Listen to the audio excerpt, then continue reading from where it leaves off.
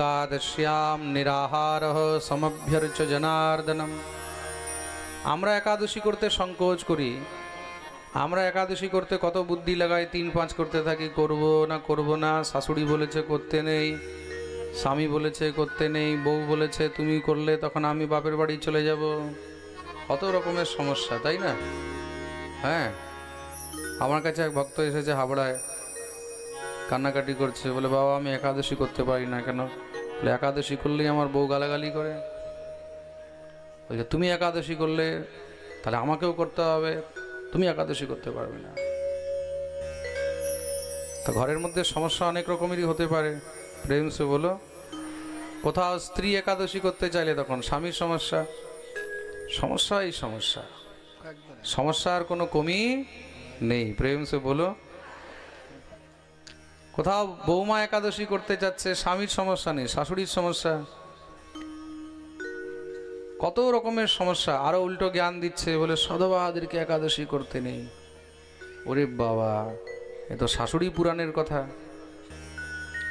সধবাদেরকে নাকি একাদশী করতে নেই।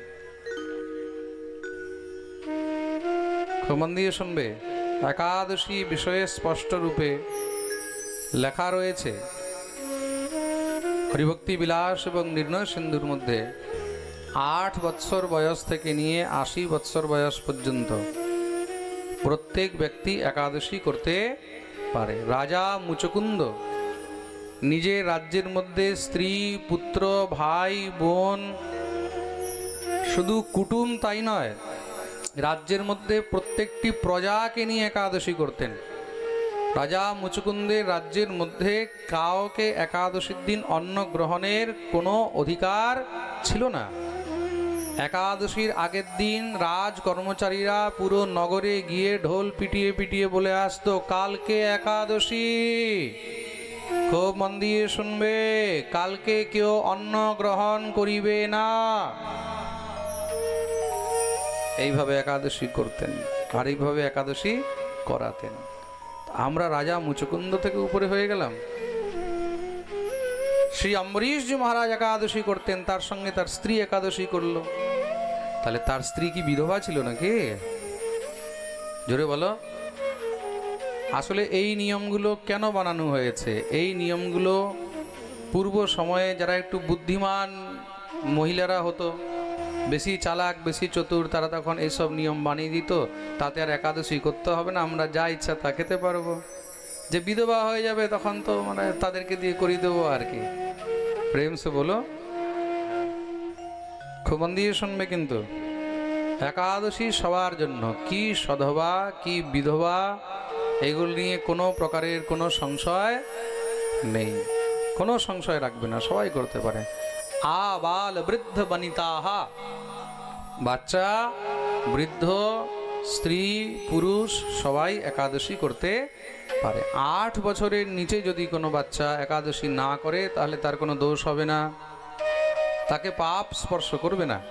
একাদশীর দিন অন্নের মধ্যে যেই পাপ লুকিয়ে থাকে, 8 বছরের নিচের কোনো বাচ্চা সে যদি অন্ন গ্রহণ করে তখন তাকে সেই পাপ স্পর্শ করবে না।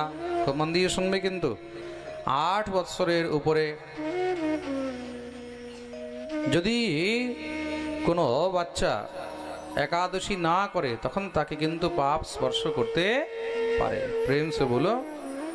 তা 8 বছরের উপরে বয়স হলে তখন থেকে একাদশী শুরু করে দেওয়া উচিত। এবার থাকলো বৃদ্ধ। 80 বছরের উপরে যদি কোনো বৃদ্ধ রয়েছে আর শারীরিক রূপে যদি কোনো সমস্যা আছে, সেই সময় যদি সে একাদশী নাও করতে পারে, তবুও কিন্তু শাস্ত্রের মধ্যে বিধান রয়েছে, তখন তার কোনো সমস্যা নেই। কিন্তু যদি সে সুস্থ আছে তখন তাকে অবশ্যই একাদশী করা উচিত।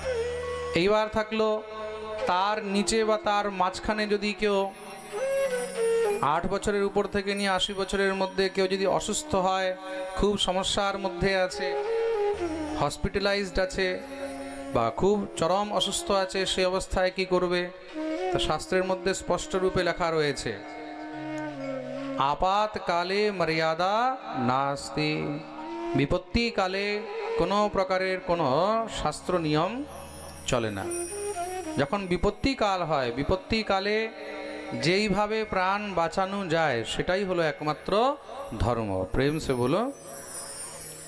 বিপত্তিকালে যদি কোথাও জল পাওয়া যাচ্ছে না, সেখানে জল না পেলে নিজের মূত্র পান করেও যদি জীবন প্রাণ রক্ষা করতে হয়, তার মধ্যেও কোনো দোষ নেই।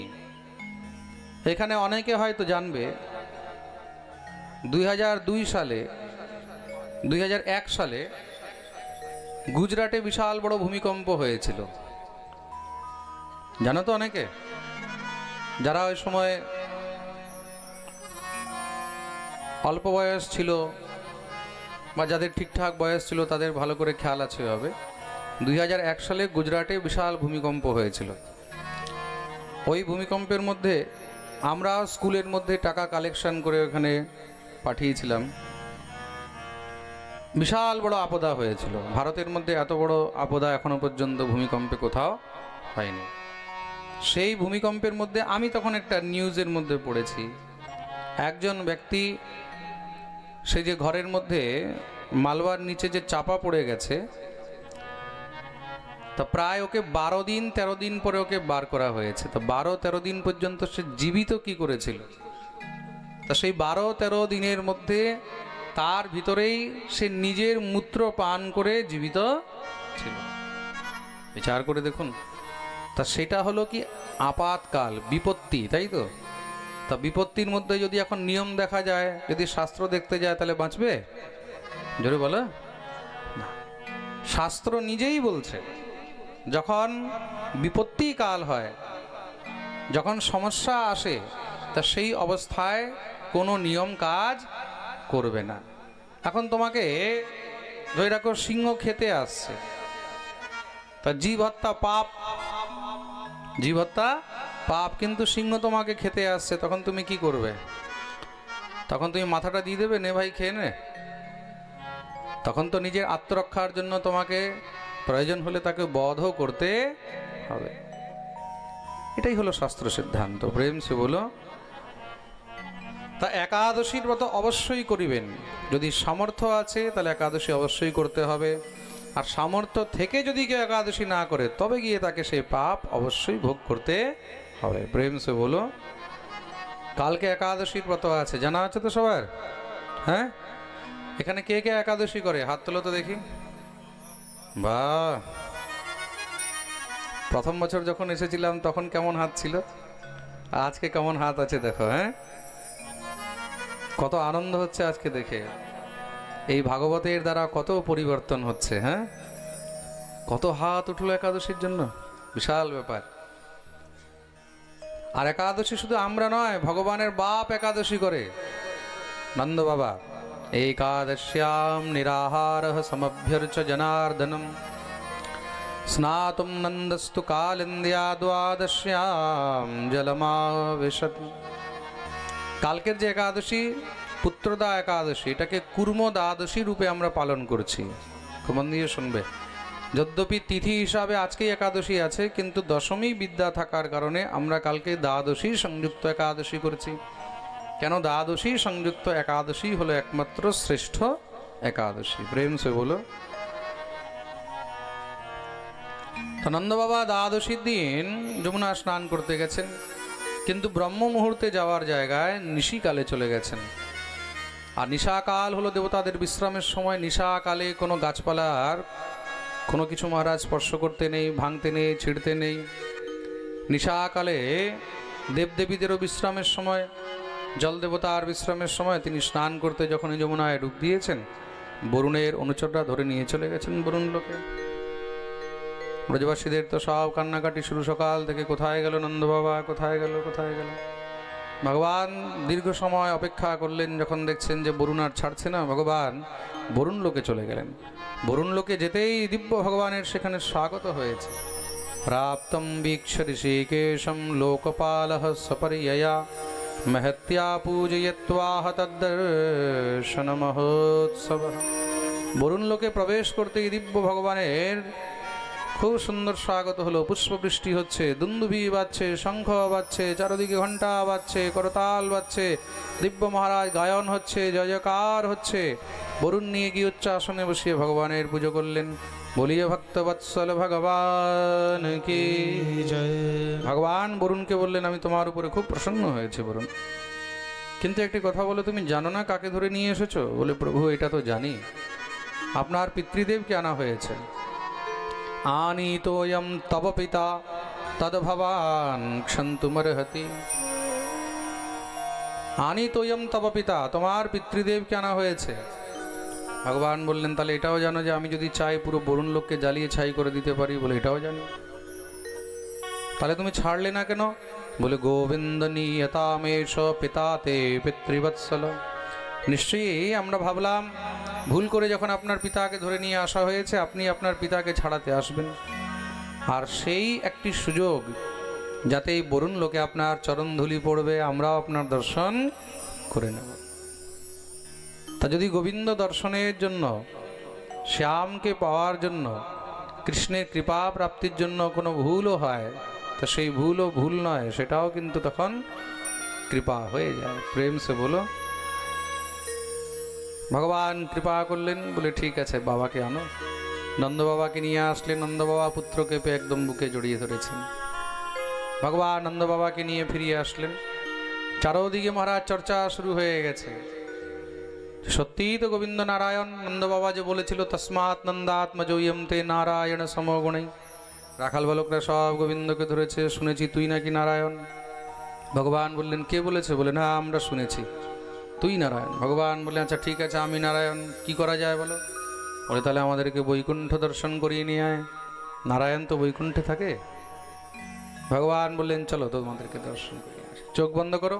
সবাই চোখ বন্ধ করেছেন।